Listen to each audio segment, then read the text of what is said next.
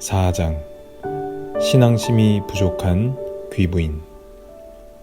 타지에서 온 지주댁 귀부인은 장로와 평민 사이의 대화며 그의 축복 등 모든 장면을 눈여겨보면서 조용히 흘러내리는 눈물을 손수건으로 닦아냈다. 그녀는 여러 면에서 정말 착한 마음씨를 가진 감수성 예민한 상류 사회의 귀부인이었다. 마침내 장로가 그녀에게로 다가가자 그녀는 환희에 넘친 표정으로 그를 맞았다. 부인이 말했다. 저는 이 모든 감동적인 장면들을 보면서 얼마나 가슴이 벅차올랐는지 모릅니다. 그녀는 몹시 흥분하여 말을 채 잇지 못했다. 민중들이 당신을 사랑하고 있는 이유를 알 것 같습니다. 저도 민중들을 사랑하고 있으며 또 그들을 사랑하고 싶습니다. 어떻게 민중들을 아름답고 소박하고 위대한 우리 러시아 민중들을 사랑하지 않을 수 있겠습니까? 장로가 말했다. 대개 따님의 건강은 좀 어떻습니까? 나와 다시 상의하고 싶으신 모양인데? 부인이 말했다. 간절히 부탁도 드렸고 애원도 드렸지요. 장로님께서 저를 만나주시지 않는다면 무릎을 꿇고 사흘이라도 당신 창문 앞에 서 있을 작정이었습니다. 저희가 당신을 찾아온 것은 위대하신 치료자시여 저희들의 기쁨에 넘치는 감사의 말씀을 전하기 위해서입니다. 당신은 리자의 병을 고쳐주셨습니다. 완전히 고쳐주셨습니다. 그런데 당신은 목요일에 저 애를 위해 기도해 주신 다음 머리에 손을 얹으셨던 것에 불과하지 않습니까? 저희들은 당신의 손에 입을 맞추고 저희들의 감회와 감사의 말씀을 전하기 위해 급히 서둘러 온 것입니다. 장로가 말했다. 내가 어떻게 치료했단 말입니까? 저렇게 따님은 아직 의자에 앉아있지 않습니까? 부인이 말했다. 하지만 밤마다 오르던 열이 완전히 내린 것이 벌써 이틀째입니다. 바로 목요일부터 말입니다. 귀부인은 침착성을 잃은 채 재빨리 말꼬리를 이어갔다. 게다가 저 애의 다리도 튼튼해졌습니다. 오늘 아침에는 건강한 모습으로 일어났고요. 밤새 잠을 푹 잔 것이죠. 홍조가 도는 얼굴하며 저 초롱초롱한 눈빛을 좀 보세요. 내내 울기만 하더니 지금은 미소를 지으며 마냥 즐거운 듯 기쁨에 젖어 있지 않습니까? 오늘은 제 발로 서 있게 해달라고 끈질기게 졸라대다가 아무것도 잡지 않고 1분 동안이나 혼자 서 있었답니다. 2주 뒤면 카드리유도 출 수 있을 거라고 저에게 장담했답니다. 제가 이 지방의 의사 게르첸슈투베를 불렀더니 그는 어깨를 추스르며 이렇게 말하더군요. 놀라운 일입니다. 이해할 수가 없어요. 그런데 당신께서는 저희들이 당신을 모른 채 하고 이곳에 달려오지도 않고 감사의 말씀도 드리지 않기를 바라고 계신 건가요? 리즈야, 감사를 드려야지, 감사를. 미소를 짓고 있던 귀여운 리즈의 얼굴이 갑자기 진지한 표정으로 바뀌더니 있는 힘껏 팔걸이 의자에서 몸을 일으켜 장로를 바라보며 두 손으로 합장을 했다. 그러나 더 이상 참지 못하고 웃음을 터뜨렸다. 리즈가 말했다. 저분을 보세요. 저분을 좀 보세요. 리즈는 더 이상 참지 못하고 웃음을 터뜨린 자신에 대해 어린애 같은 짜증을 부리며 알료샤를 가리켰다. 장로로부터 한 걸음 뒤에 서 있는 알료샤를 보았더라면 한순간 그의 얼굴이 붉게 물든 것을 눈치챘을 것이다. 그는 두 눈을 반짝거리더니 곧 내리 깔았다. 부인이 말했다. 그녀가 당신에게 보내는 편지를 부탁받았어요. 알렉세이 펴도르비치. 건강하시죠? 부인은 갑자기 알료샤를 향해 돌아서며 매혹적으로 쥐고 있던 손을 그에게 내밀며 말을 이어갔다. 장로는 고개를 돌려 알료샤를 주의 깊게 바라보았다. 알료샤는 리즈에게 다가가 어딘가 어색하고 겸연쩍은 미소를 지으며 손을 내밀었다. 리즈는 엄숙한 표정을 지었다. 부인이 말했다. 까제리나 이바노브나가 절 통해 이걸 전하더군요. 부인은 조그만 편지를 건넸다. 그녀는 당신이 찾아주기를, 가급적이면 빨리, 어기지 말고 꼭 찾아주기를 간곡히 부탁하고 있어요. 알료샤가 말했다. 그녀가 저의 방문을 원하신다고요? 저의 방문을? 대체 무슨 일일까? 알료샤는 몹시 놀라는 표정을 지으며 중얼거렸다. 그의 얼굴은 갑자기 수심으로 가득 찼다. 부인이 말했다. 그건 모두 드미트리 펴도르비치 씨와 관련해서 최근에 일어난 사건들 때문이죠. 부인은 대충 설명했다. 까제리나 이바노브나는 지금 모종의 결심을 하고 있어요. 하지만 그러기 위해선 당신을 꼭 만나야 한다는군요. 왜냐고요? 물론 전 알지 못해요.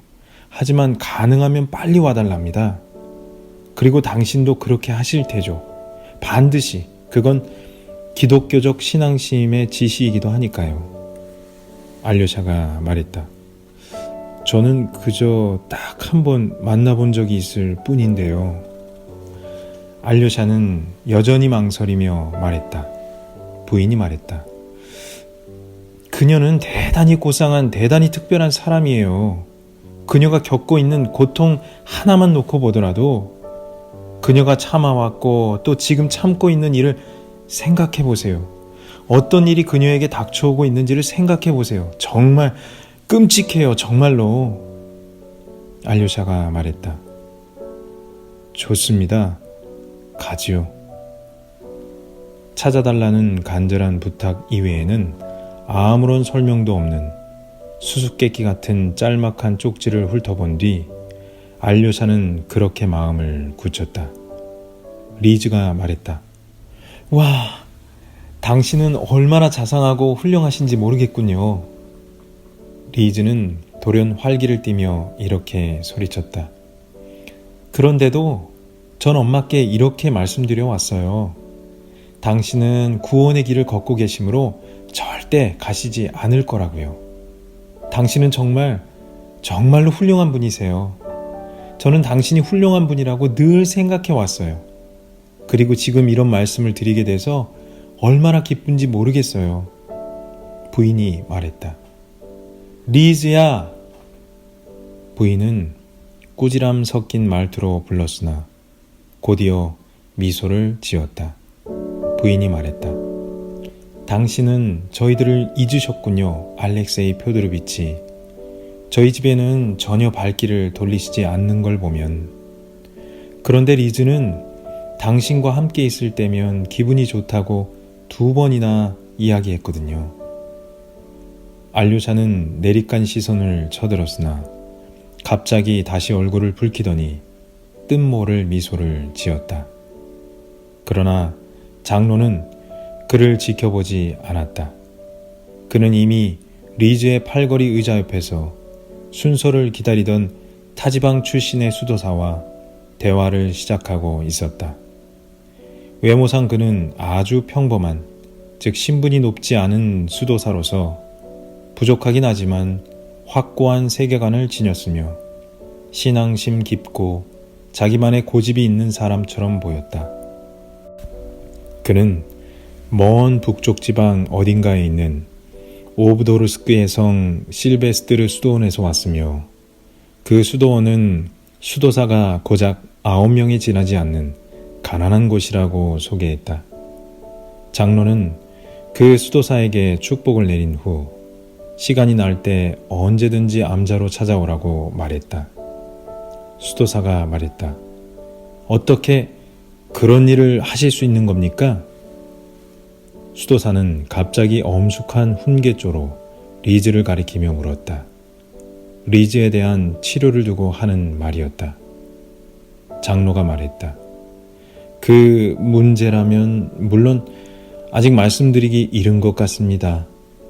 병이 좀 나았다고 해서 완전히 치료된 것도 아니고 다른 원인 때문에 일어난 일일 수도 있으니까요. 그러나 만일 그것이 사실이라면 하느님의 뜻에 따른 것이지 다른 어떤 권능이 있을 수 있겠습니까? 모두 하느님의 은총이지요.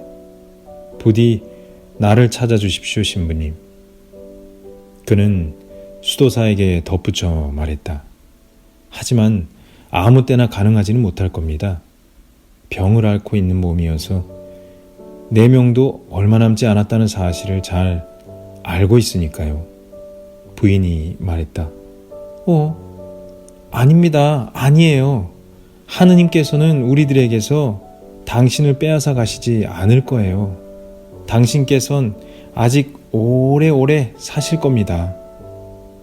부인이 소리쳤다. 그리고 어디가 편찮으시다니요. 이토록 건강하고 즐겁고 행복해 보이시는데. 장로가 말했다. 오늘은 이상하리만치 기분이 좋지만 그건 잠시뿐이라는 사실을 잘 알고 있습니다. 이제 난 내 병을 너무나 잘 알고 있으니까요. 지금 부인께 내가 유쾌하게 보인다면 부인의 그 말씀보다 저를 더 기쁘게 하는 것은 결코 아무것도 없을 겁니다. 왜냐하면 인간은 행복을 추구하기 위해 창조되었기에 행복에 넘치는 인간은 나는 이 땅에서 하느님의 율법을 행했노라고 자신에게 말할 자격이 충분히 있기 때문입니다. 경건한 신앙인들, 성인들, 순교자들은 모두 행복했었답니다. 부인이 말했다. 너무 훌륭하신 말씀이며 얼마나 용기 있고 고귀하신 말씀인지 모르겠습니다. 부인이 소리쳤다. 당신께서는 제 마음을 들여다보듯 말씀하고 계십니다. 그렇지만 행복이란 어디에 있는 것입니까? 자신이 행복하다고 말할 수 있는 사람이 대체 누구겠습니까? 만일 우리가 오늘 다시 한번 당신을 만나뵐 수 있도록 허락하실 만큼 선량하신 분이라면 지난번에 미처 말씀드리지 못한 이야기를 들어주십시오. 감히 말씀드리지 못했습니다만 오래전, 아주 오래전부터 마음의 고통을 받아오고 있습니다. 저는 괴롭습니다. 용서하세요. 저는 너무나 괴롭습니다. 그녀는 알 수 없는 격정적이고 도발적인 감정에 사로잡힌 채 그 앞에 두 손을 모았다. 장로가 물었다. 무슨 특별한 일이라도 있으십니까? 부인이 말했다. 저는 괴로워하고 있습니다. 불신 때문에. 장로가 말했다. 하느님께 대한 불신인가요? 부인이 말했다. 아닙니다. 제가 어찌 감히 그런 생각을 할 수 있겠습니까? 하지만 내세 이것이야말로 풀 수 없는 문제입니다. 그리고 아무도 그 문제에 대해 대답해 주는 사람이 없습니다. 당신은 치료자이자 인간 영혼의 징표이시니 제 이야기를 들어주십시오.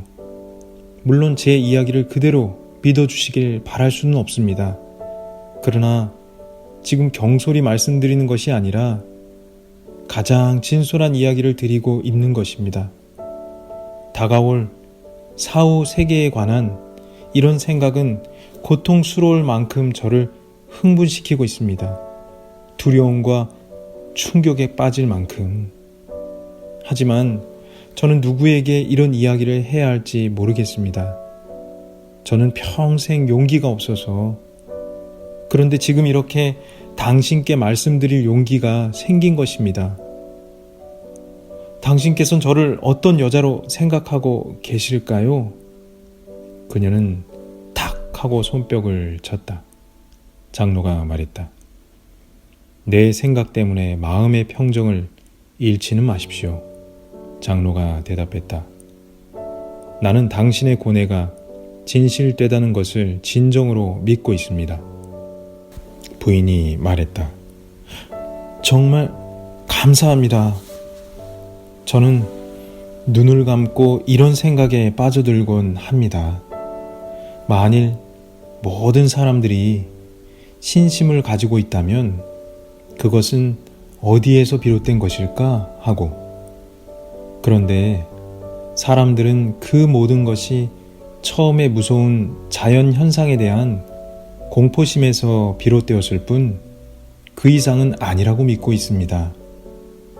평생 신앙 속에서 살다가 죽음을 맞게 되면 갑자기 아무것도 남지 않게 되고, 제가 읽은 어느 책 속에서도 이야기하듯이 무덤 위에는 잡초만 무성히 자라게 될지 모른다는 생각이 듭니다.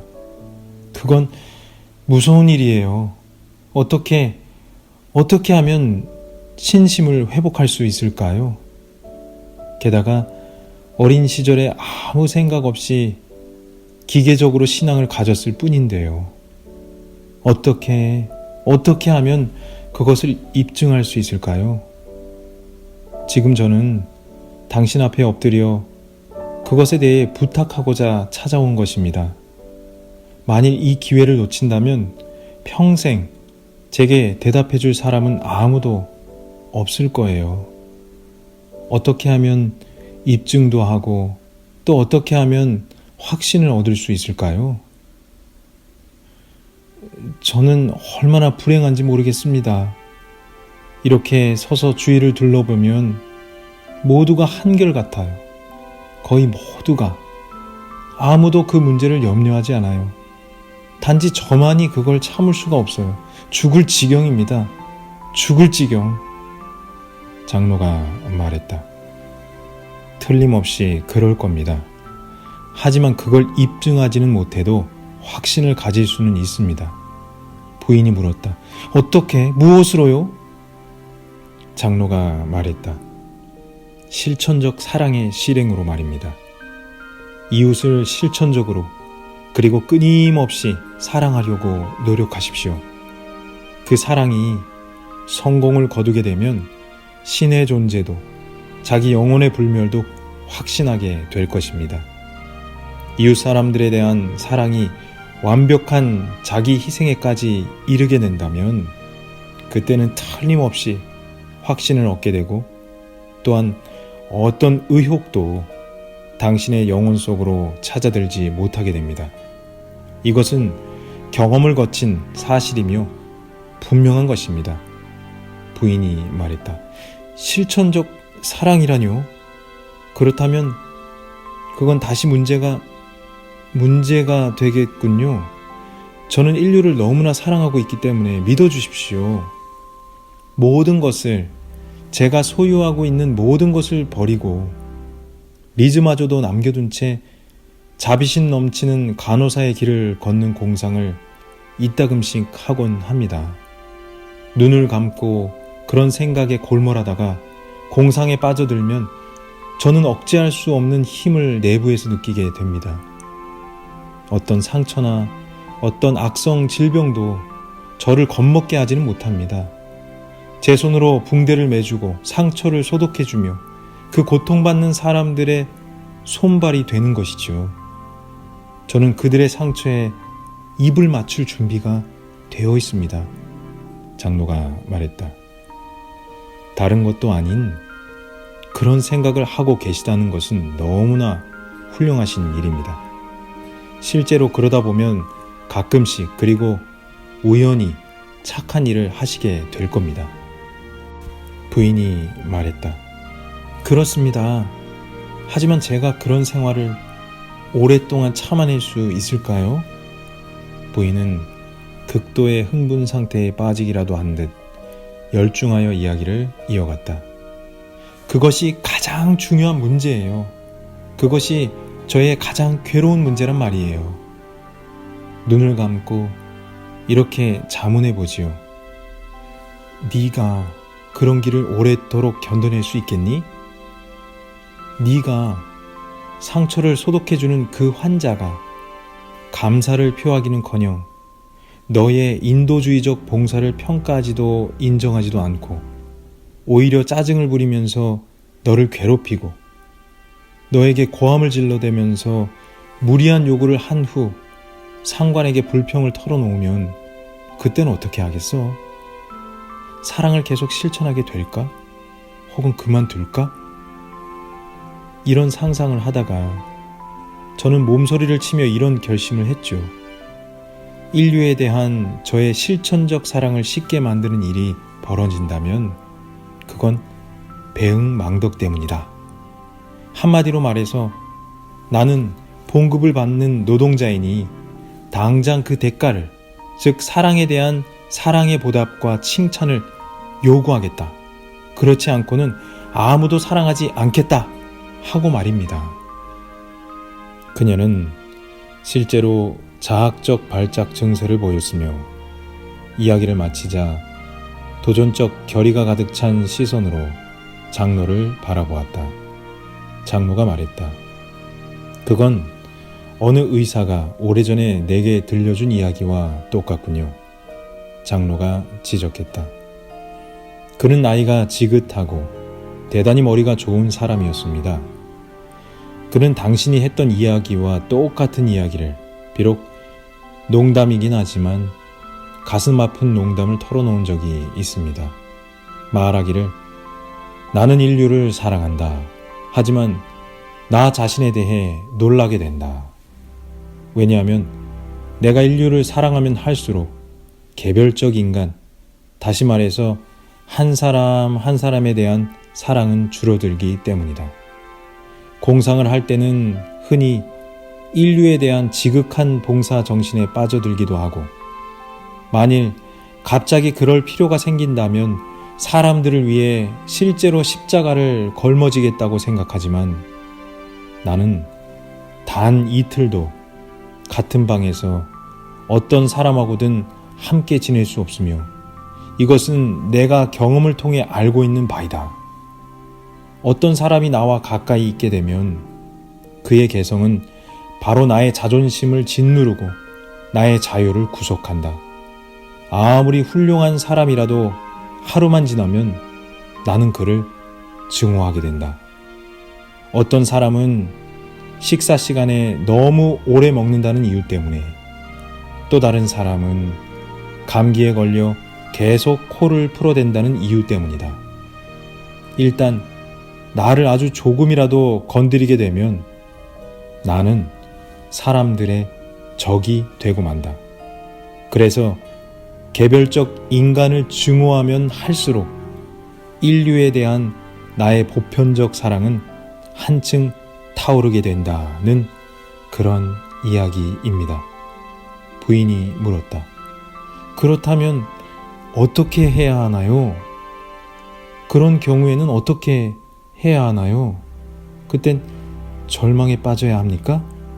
장로가 말했다. 아닙니다. 당신이 그 문제로 상심하는 것만으로도 충분합니다. 당신이 할 수 있는 일을 하십시오. 그러면 할 일을 다 하신 겁니다. 당신 자신을 그토록 깊이 그리고 진지하게 알 수 있으니 이미 많은 일을 해내신 겁니다. 하지만 만일 당신의 진실성에 대해 지금처럼 나에게서 단지 칭찬을 받기 위해 이야기하신 거라면 그땐 물론 실천적 사랑의 성과를 하나도 이룰 수 없을 겁니다. 그처럼 모든 것은 당신의 공상 속에만 머물게 되고 모든 삶은 환영처럼 아른거리게 될 것입니다. 그렇게 되면 당연히 내세라는 것도 잊어버리게 되고 결국은 안일한 생활에 젖고 말겠죠. 부인이 말했다. 당신은 저를 완전히 압도하고 계시는군요. 저는 바로 지금, 바로 이 순간 당신께서 말씀하셨듯이 배은망덕을 참을 수 없다고 말씀드렸을 때 저의 진실성에 대한 당신의 칭찬만을 기대했었다는 사실을 진정으로 깨닫게 되었습니다. 당신은 제가 어떤 사람인지 가르쳐 주셨습니다. 저의 실체를 파악하시고 저의 인간 됨됨이를 설명해 주신 것입니다. 장로가 말했다. 진정으로 하시는 말씀입니까? 그런 고백을 듣고 나니 이제 나도 당신을 진실되고 착한 마음씨를 가진 사람이라 믿겠습니다. 행복을 찾지 못하시더라도 자신은 훌륭한 길을 추구하고 계시다는 사실을 알아두시고 그 길에서 벗어나지 않도록 노력하십시오. 중요한 것은 거짓을, 온갖 거짓을, 특별히 자신에 대한 거짓을 피해야 하는 것입니다. 자신의 거짓을 감시하시고 매 시각, 매분 그것을 경계하십시오. 타인에 대해서건 자신에 대해서건 혐오감을 품지 마십시오. 왜냐하면 자신의 마음속에서 추악하게 느끼는 것은 그것을 자신이 스스로 깨달았다는 것만으로도 이미 정화되는 것이니까요. 두려움도 없애십시오. 비록 두려움이 온갖 거짓의 결과에서 비롯되는 것이라 할지라도 말입니다. 사랑을 성취하는데 자신의 소심함을 결코 두려워해서는 안 되며 그것을 실행하면서 자신의 어리석음을 두려워해서도 안 됩니다. 당신에게 위안이 될 수 있는 이야기를 해줄 수 없어서 유감스럽지만은 실천적 사랑은 공상적인 것에 비해 가혹하고 두려운 일이기 때문에 그런 겁니다. 공상적인 사랑은 사람들이 그것을 주목해주는 만족도가 빠른 성급한 성취를 갈망하게 됩니다. 그럴 때 실제로 자기 생명까지 바치겠지만 오래 지속되지 못하며 모든 사람에게서 주목받고 칭찬받기 위해 무대 위에서처럼 얼른 실행에 옮기게 됩니다. 그러나 실천적 사랑은 노동이자 인내이며 어떤 사람들에게는 어쩌면 완벽한 학문이기도 합니다.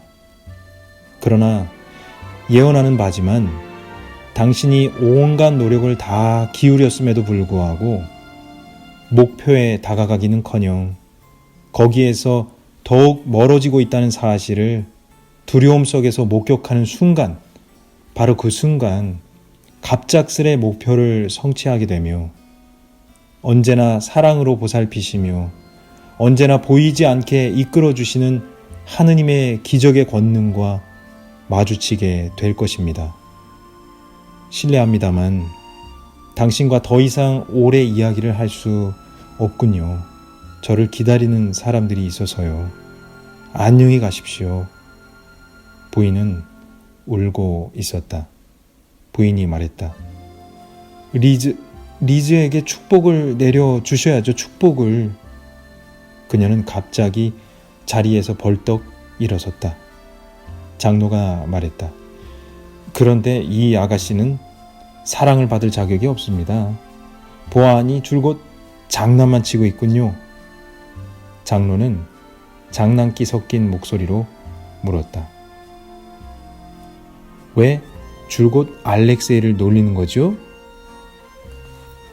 사실 리즈는 줄곧 그런 장난에 몰두하고 있었다. 그녀는 이미 오래전부터, 아니 지난번부터 알료샤가 자기 때문에 당황해하며 애써 눈길을 피하고 있다는 사실을 눈치챘으며 바로 그런 점이 너무나 재미있었던 것이다. 그녀는 뚫어질 듯 그의 시선을 쫓다가 그와 마주치곤 했다. 알료샤는 끈질기게 자신을 바라보는 시선을 피하다가 이따금씩 불쑥 자신도 모르는 어떤 불가항력적인 힘에 이끌려 그녀를 바라보았다. 그때마다 그녀는 득이 만면한 미소를 지어 보였고, 그러면 알료샤는 당황하여 더욱 화가 치밀어 올랐다. 결국 그는 완전히 얼굴을 돌려서 장로의 등 뒤로 숨었다. 얼마 후 다시 똑같은 불가항력적인 힘에 이끌려 그녀가 자기를 쳐다보고 있는지 아닌지 살피려고 고개를 돌리면 리즈는 의자에 거의 매달리다시피 상체를 앞으로 내밀어 비스듬히 그를 바라보며 그가 눈길을 돌려주기를 열심히 기다리고 있는 것이었다. 그러다가 그의 시선과 마주치면 참을 수 없다는 듯 껄껄거리며 웃어댔다. 장로가 물었다. 장난꾸러기 아가씨, 왜 그를 무안하게 만드는 거요? 뜻밖에도 리즈는 갑자기 얼굴을 붉혔고 눈망울을 반짝이며 대단히 진지한 표정을 지었다. 그러더니 신경질적이고 바싹 약이 오른 목소리로 불만을 털어놓기 시작했다. 리즈가 말했다. 그러면 저분은 왜 모든 것을 다 잊어버리신 거죠? 제가 어릴 때는 팔에 안고 다니시기도 하고 함께 놀아주시기도 하셨는데요. 저분이 제게 글을 가르치러 오시기도 했다는 사실을 알고나 계세요? 2년 전에 작별을 하면서 저분은 결코 잊지 않겠다. 우리는 영원히 친구다 라고 말씀하셨단 말이에요. 그런데 저분은 갑자기 저를 두려워하고 계신 거예요. 제가 잡아먹기라도 하나요? 어째서 저분은 가까이 오려고도 대화를 나누려고도 하지 않는 거죠? 어째서 저분은 저희 집에 들르려고도 하시지 않나요? 신부님께서 허락하지 않으시는 건가요? 저분께서 여기저기 다니고 계신 걸 저희는 알고 있거든요. 제가 저분을 부르는 것은 예의에 어긋나는 일이니 잊지 않고 계시다면 먼저 기억해 주셔야지요. 아니에요. 저분은 지금 구원의 길을 걷고 계시지요? 신부님께서는 어쩌자고 저분께 저렇게 긴 법위를 입히셨어요. 뛰어다니다가는 넘어지겠어요. 이렇게 말한 후 그녀는 더 이상 참지 못하고 갑자기 손으로 얼굴을 가린 채 몸을 부들부들 떨면서 오랫동안 신경질적으로 소리 없이 웃어댔다. 신부는 그녀의 이야기를 들은 후 미소를 지으며 부드럽게 축복해 주었다. 그녀는 신부의 손에 입을 맞추다가 갑자기 그 손을 자기 눈에 갖다 대고는 울기 시작했다. 리즈가 말했다. 제게 화내시지 마세요. 저는 바보예요. 아무 쓸모도 없는. 그러니 이렇게 우스운 계집애를 찾지 않으려는 알료샤가 옳아요. 정말 옳아요. 장로가 말했다. 내가 꼭 보내주겠소.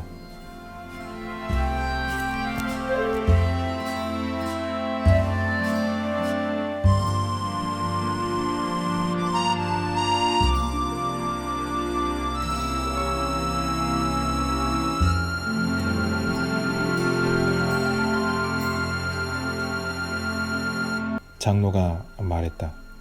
내가 꼭 보내주겠소.